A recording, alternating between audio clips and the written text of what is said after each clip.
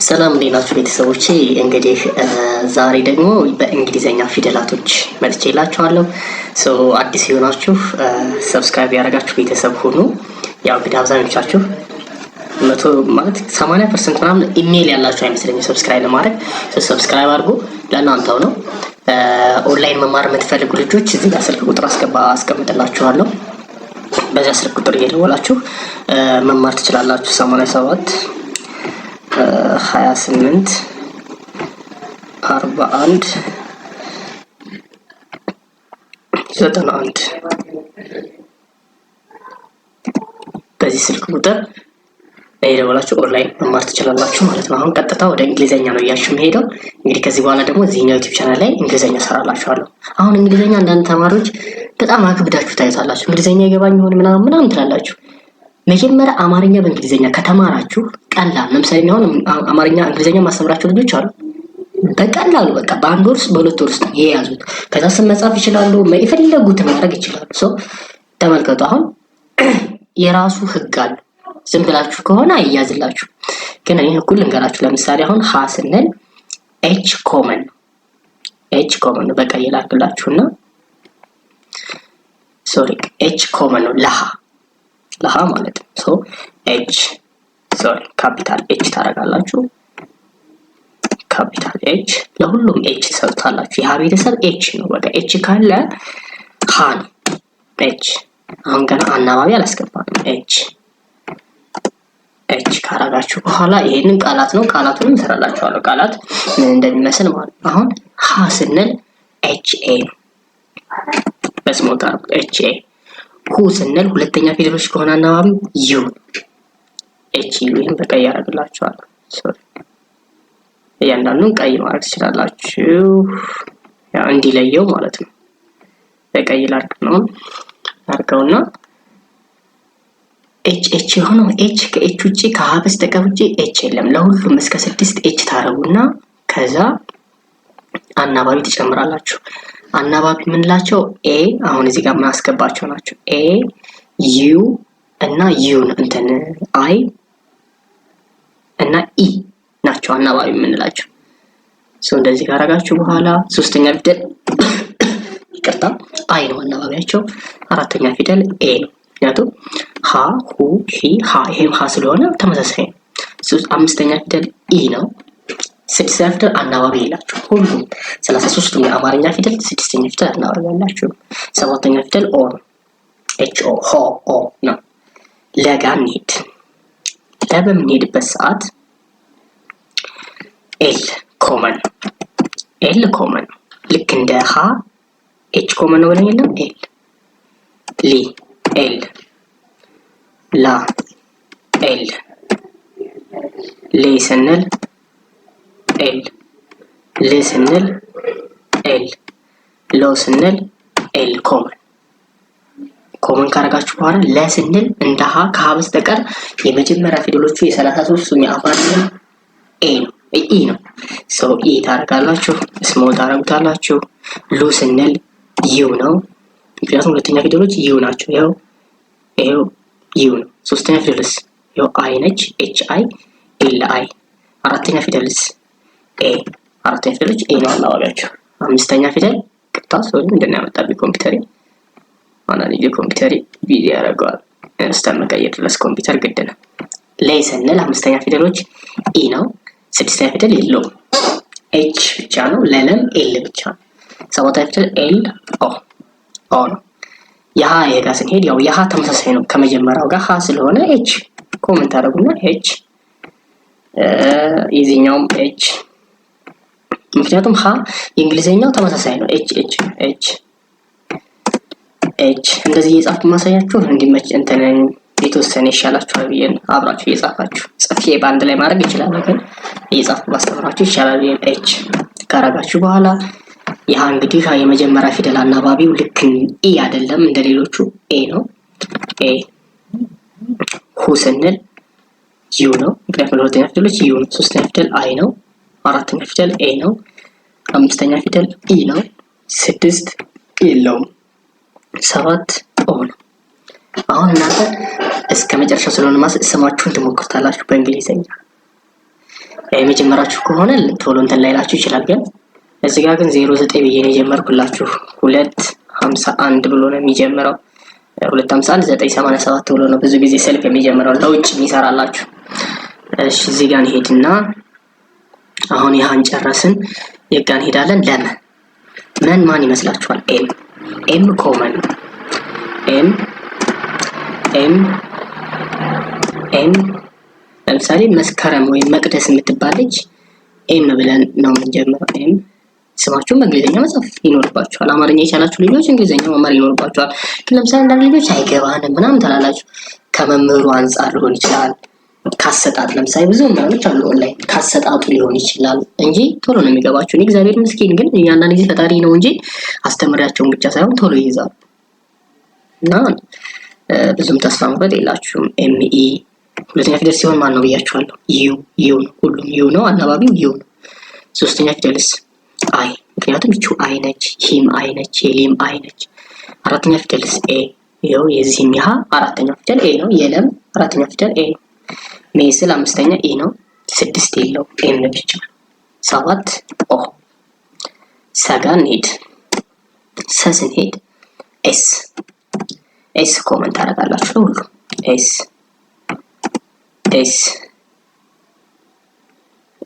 ከዛ እዚህ ጋር ትሄዱና ሶሪ ኮምፒውተር አንዳንድ ጊዜ ታውቃላችሁ ቢዚ ያደርጋል። ለዛ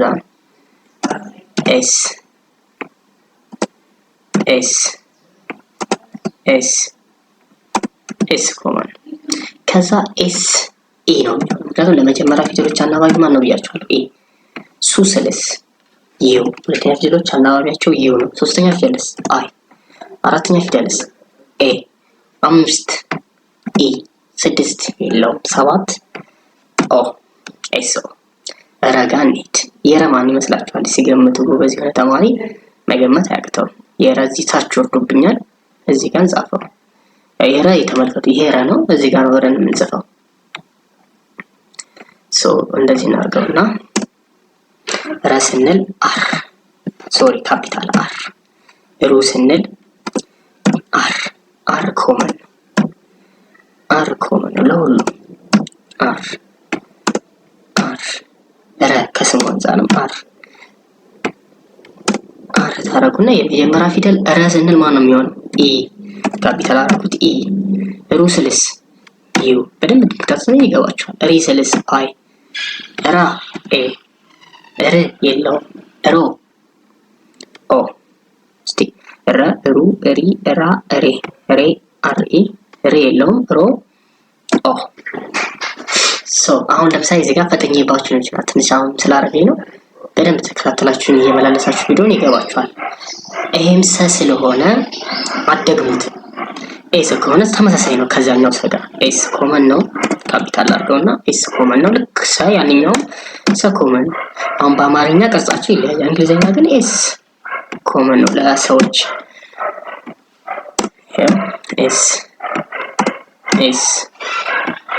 ኤስ ታረጉና ሰ ስንል እንደተለመደው የመጀመሪያ ፊደል አናባቢ ኢ ነው። ይሄው የረም ኢ ነው። አር ኢ ነው። ሱ ስንል ይሄው ነው። ለምሳሌ ፊደል የማታውቁ ፊደል ስራሉ ማለት ትችላላችሁ። የእንግሊዝኛ ፊደል የማታውቁ ፊደል ላይ ከሆናችሁ ፊደል የምታውቁ ግን ይገባችኋል። ሴ ስል አምስተኛ ፊደል ኢ ነው። ይሄው ኢ። ስድስተኛ ፊደል የላቸውም አናባቢ። ሰባተኛ ፊደል ኦ። ሸ ስንል ግን ከሌላው ይለያል። ሁለት እንትን ያለው ኤስ ኤች ኮመን የሆነው ኤስ ኤች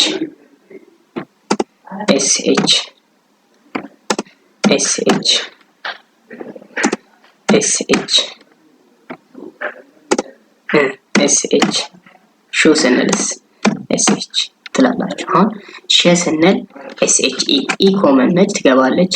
ሹ ስንል ዩ። ሺ ስንል አይ፣ ምክንያቱም ሶስተኛ ፊደሎች አይ ነው አናባቢያቸው። ሻ ስንል ኤ ነው። ሼ ስንል ኢ ነው። ደበቀብኝ ወደዛ እንትኑን ትንሽ ሼ ስለሚል ነው።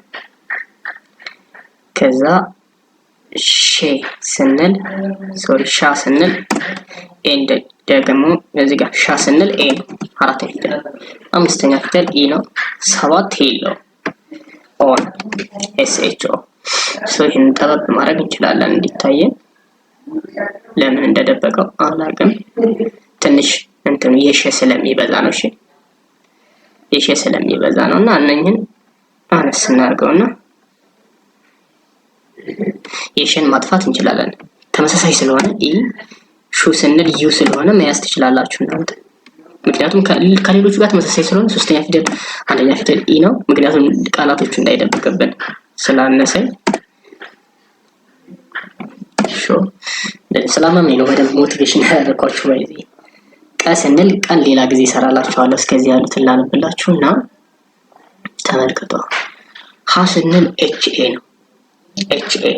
ሁ ስንል ኤች ዩ ነው። ኤች ኮመን ነው ለሁሉም። ከዛ አንደኛ ፊደል ያ ኤ ነው አናባቢው፣ 2 ዩ ነው፣ 3 አይ ነው፣ 4 ኤ ነው፣ 5 ኢ ነው፣ 6 የለውም፣ 7 ኦ ነው። ለምሳሌ ሁሉ ብለን ለመጻፍ ብናስብ ሁሉ የሚባል ስም ቢኖር ሁ ማን ነው?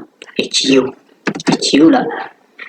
ሉ ስድስ ሁሉ ሉ የጋ ነው። ሉ ኤል ዩ፣ ምክንያቱም ሁለተኛ ፊደሎች ዩ ነው አናባቢያቸው።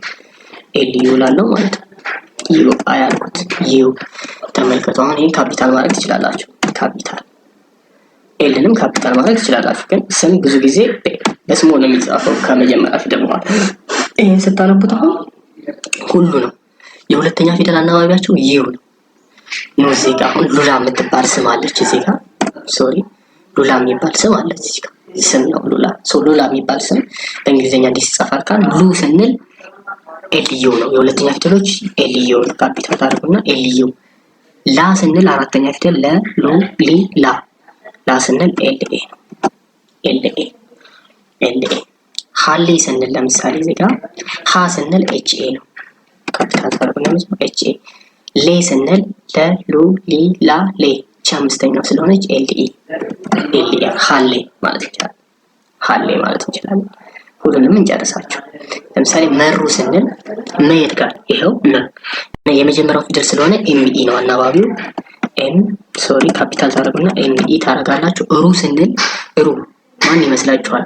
ሩ ሁለተኛ ፊደል ስለሆነ አርዩ ነው። ይሄው አርዩ ነው። ትወጡና እዚህ ጋር አርዩ ትጽፋላችሁ። አርዩ መሩ። ሱሪ ብዬ እዚህ ጋር ጽፌያለሁ።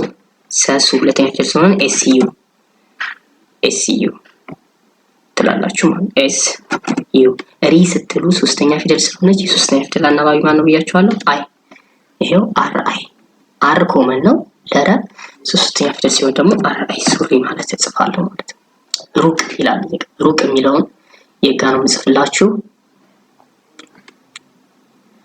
ሩቅ የሚለውን እዚህ ጋር ጽፍላችሁ። ሩ ስል ይሄው በዚህ አቅጣጫ ትወርዳላችሁ። ይሄው የሩ ክሉ ይሄ ነው። አርዩ።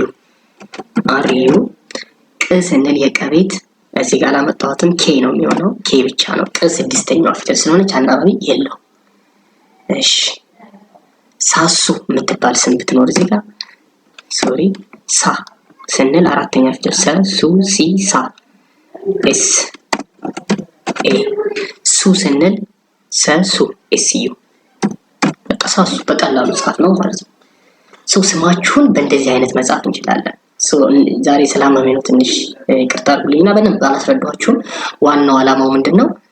ኦንላይን መማር ተምራችሁ በአንድ ወር በሁለት ወር ውስጥ ቢያንስ እንግሊዘኛ ስማችሁን መጻፍ ትችላላችሁ። በአንድ ወር በሁለት ወር ውስጥ ትጽፋላችሁ። በቀላል ሲስተም ስለማስይዛችሁ ለምሳሌ እነ ፈቲሃ እነ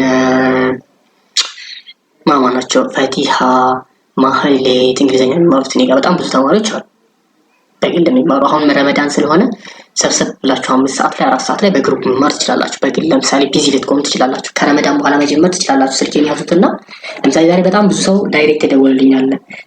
ኢሞ ወይም ቴሌግራም ላይ አልመጣልኝ ስልክ ያለኝ ዳይሬክት ደውሉልኝ። ቀጥታ ስደውሉልኝ ማለት ቀጥታ ስላችሁ ሚስኮል ማድረግ ነው። እኔ ሴቭ አደረገውና አወራችኋለሁ ቴሌግራም ኢሞ ላይ። ከዛ ደግሞ እኔ ጋር ጎበዝ የሆኑ ተማሪዎች ጋር አብሬ ያስተሳስራችኋለሁ። ልክ እኔ ጋር ስትመጡ ይቀላችኋል። እርስ በራሳችሁ እንትን እያላችሁ የተጠናናችሁ እንትን ትላላችሁ። ሰው ለመርዳት ሰው መሆን በቂ ነው። ይሄንን ማህበረሰብ ማለት እኛ እንግዲህ ተምረናል። እኔ ተምሬያለሁ፣ 2ኛ ዲግሪን ይዣለሁ። ባስተምር ቁጭ ብዬ ነው ቤት የማስተምረው፣ እናንተንም ማስተምራችሁ። ኢንተርኔት ሞላ ነው። በቀላል ክፍያ እናንተ መማር ትችላላችሁ። ነገ ራሳችሁ ላይ ኢንቨስት ማድረግ ትችላላችሁ። ራሳችሁን ከአጭበርባሪዎች ጠብቁ። ከዛ ውጭ ለምሳሌ አለምንም ሁኔታ ለምሳሌ መጀመሪያ ሲያስረዳችሁ እንዴትም ሆኖ ቅድሚያ ክፍያ ክፈሉ ቢላችሁ እንደዚህ አይነት እንትን እንዳትሉ። ቢያንስ ተማሪዎችን የሚያስተምራችሁ ግሩፕን እንዴት ነው ተማሪዎች መጠየቅ አለባችሁ፣ ተያዥ ማድረግ አለባችሁ። እንደዛ ብታደርጉ ኢትስ ቤስት ነው። ምክንያቱም ብዙ ተማሪ እንደዛ ስላለ ማለት ነው። ይሄን ነው የምላችሁ ውድ እህቶቼ። አከብራችኋለሁ፣ ወዳችኋለሁ። መልካም ቆይታ ይሁንላችሁ። ስላመመኝ ነው ጉንፋን ሳልሰራ እንዴት ከሰራሁ እንግሊዝኛ ቆይቻለሁ እና ከዚህ በኋላ ቃላቶችን ምን እለቅላችኋለሁ ማለት ነው። ይመቻችሁ። ደህና ሁኑልኝ።